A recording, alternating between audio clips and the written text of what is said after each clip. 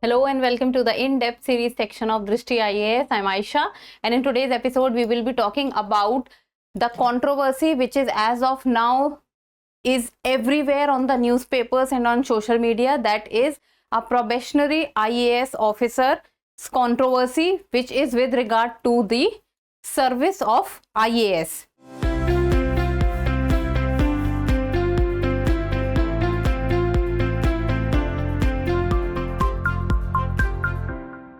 So, what are the rules which govern the civil servants? That is what we will be looking today.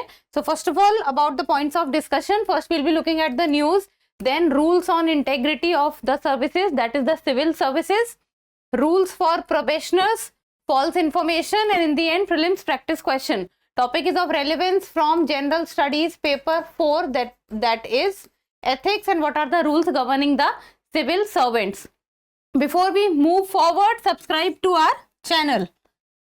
So, what is going on as of now is that the center has constituted a single member committee under the Department of Personnel and Training. So, it is the Department of Personnel and Training which looks into the working or which looks into the training of the civil servants. So, as of now, what has happened is that there is a IAS probationer who has secured a rank of 821 in the 2022 UPSC CSE exam, and there is a controversy going on with regard to the papers or the documents which the probationer IAS trainee has submitted to the UPSC. So we will not be going into the controversy because that is not what is important from the exam perspective, or that is something which will not be asked in the exams. What will be asked in the exam and what is important from the exam perspective is what are the rules which govern the civil servants. So that is what we will be looking today. So as a civil servant, the actions of a civil servant are governed primarily by two rules, and these two rules are, first is the All India Services Conduct Rules 1968 and second is the Indian Administrative Service Probation Rules 1954. So these are the two different types of rules on the basis of which a civil servant is basically governed. So let us see. So first of all is the rules on integrity of services. So if we talk about all India services, be it IAS, IPS or IFS, so all the IAS, IPS and IFS officers, they are governed by the All India Service Conduct Rules. All India Service Conduct Rules from the time they are allotted their services and they begin training. So since the time these civil servants or the probationary civil servants, till the time a civil servant or a probationary civil servant does not pass from the Labasna, the training center, and after they pass the examination which was conducted there, till that time, till that training period of around 2 years, they are under probation.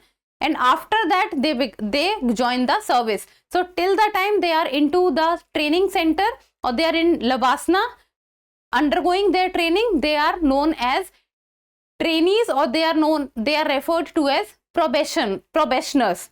So the IAS, IPS and IFS officers, they are governed by the All India Service Conduct Rules. Then according to the All India Service Conduct Rule 3 clause 1, it talks about that every member of the service shall at all times maintain absolute integrity and devotion to duty and shall do nothing which is unbecoming of a member of the service. It says that all the time a civil servant, all the time the members of the service has to perform duties with absolute integrity and devotion, and they should not do anything which is unbecoming of the member of the service, or they should not do something which is wrong from the perspective of the service they are in. Then Rule 4 clause 1 talks about that officers must not use their position or influence to secure employment for any member of his or her family with any private undertaking or NGO. It means that the people who are selected and they are entering the services, they must not use their position for the advantage of them or their families. Then there was an addition into the All India Service Rules in the year 2014, and this addition talks about that the officers should maintain high ethical standards, integrity and honesty, political neutrality, accountability and transparency, responsiveness to the public, particularly to the weaker sections, courtesy and good behavior with the public. So these are few of the things which was added in the year 2014, and they were ethical standards that righteousness should be there. People should not do something which is wrong in nature. Integrity, that one must be responsible for his or her actions. Honesty, one should perform their duties with utmost respect and honesty. Political neutrality, favorism must not be done. Accountability and transparency, whatever is done should be done impartially and no favors must be given to anyone. Responsiveness to the public, that if public is trying to reach out to you, you must be responsive to their needs and demands. Then particularly to the weaker sections and the vulnerable sections, because these are the sections you need to become voice of, because they are the people who are not represented properly and they are the people whose voices are not heard properly. Then Rule 11 Clause 1 of the All India Service Rules talks about that officers may accept gifts from near relatives or personal friends. So relatives and friends gifts can be accepted with whom they have no official dealings. The dealings should not be done in an official manner with these friends and relatives on occasions such as weddings, anniversaries, funerals and religious functions. Then they must report to the government any gift whose value exceeds rupees 25,000. So if the person in service or the probationary officer is receiving any gift and the amount of the gift is more than 25,000, then they must report it to the government. And this threshold was updated in the year 2015. So this threshold of the amount 25,000 was updated in the year 2015. Then what are the rules for probationers? So probationers, it means the people or the officers who are undergoing their training and they have not passed the last examination in the training center. Till that time of training, which is of around 2 years, they are under the probation.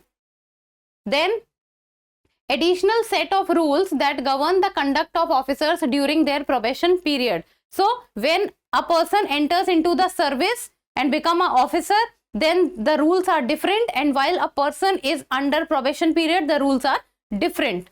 Then at the end of 2 years, officers sit for an examination, as I just told you, after clearing which they are confirmed in their respective services. And before a person has not cleared this examination, a person does not, or the person is not, can be referred to as the officer. Like a person will not be referred to as an IAS on duty or IPS on duty till the time the person has not cleared the final examination. Probation period, for example, what a probationary officer can have is they draw a fixed salary and the travel allowance. So salary and travel allowance is what they receive, but what they are not entitled to, and when they become permanent employees or confirmed their services, then what they are entitled to apart from a fixed salary and the travel allowance, then that is an official vehicle with a VIP number plate, official accommodation, an official chamber with adequate staff, a constable, etc. So these are the things which a probationary officer will not get, but a permanent officer will get. And these are the things which a probationary officer must not use, because they are not meant for them till the time they are in probation period. Now, false information. If anyone gives false information by and entering into the services through wrong means and unethical means, then the batch of 1995, it was said that 27% seats were reserved for the OBC category. So it was the batch of 1995 when the 27% of seats for the OBC category was fixed. and the PH reservation, that is physically handicapped or the disability criteria, the PH reservation was introduced from the batch of 2006, and 3% seats, and 3% seats was reserved in every category, that is unreserved category, OBC category, SC or ST category, and were reserved for the differently abled also. So this was from the time of 2006, 3% of seats were reserved in every different category. Then if OBC and PH certificates are proven to be falsified, it means the OBC and the PH certificate are proven to be wrong, then trainee IAS stands to be discharged from service. Then the trainee IAS will be discharged from service if any of the documents which the probationary officer provides is proved wrong. Then these probationary officers will stand discharged from the service. Because they are probationary in nature, they are discharged from the service, and the people who are confirmed employee, they will be dismissed from the service. Then DOPT circular was issued in the year 1993. DOPT stands for the Department of Personnel and Training. In the circular which was circulated in the year 1993, it was said, wherever it is found that the government servant had furnished false information or produced a false certificate in order to secure appointment, he or she should not be retained in service. So they must be removed from the service. They must not be retained in the service. If they are probation in nature, they will be discharged. If they are confirmed in nature, they will be dismissed. So providing wrong documents or providing false information just to get the entry is absolutely wrong. And in this case, what has happened is that the probationary IAS officer it has been said that the information has been provided is not up to the mark. Things are going on, but that is not important. What is important are these rules, so that you must know that it is given in official records that if things are, or if the documents are not provided the right documents, then actions can be taken, and that is given in the All India Services Circular. So this is with regard to the false information, rules for probationers, then rules on integrity of services. Then we talked about the 2 rules. This is what is important for you from the exam respect. Very, very important. Star mark these points, that civil servants are governed primarily by 2 rules, and these 2 rules are All India Services Conduct Rules 1968 and Indian Administrative Service Probation Rules 1954. This is what can come in the examination, and this is what you have to write. So before we move forward, we have come up with 2 new programs, that is Economy this week and Polity this week. Polity this week comes on Saturday 7 p.m. and Economy this week comes on Sunday 7 p.m. So most important news with regard to Polity and Economy comes up to you in this format of current affairs plus a static portion to improve or enhance your current affairs knowledge. So before closing down the prelims MCQ for you, and you people need to tell me the answer in the comment section, and the question talks about, according to the All India Service Rules, officers must report to the government any gift whose value exceeds rupees 25,000, rupees 20,000, rupees 30,000 or rupees 50,000. We have discussed this in the video, so give me the answer in the comment section. And that's all for today. Thank you so much for watching. Till we meet next time, keep reading, keep writing, and keep subscribing to the channel. Thank you. For more informative content, like, share and subscribe, and do not forget to press the bell icon to get the notifications.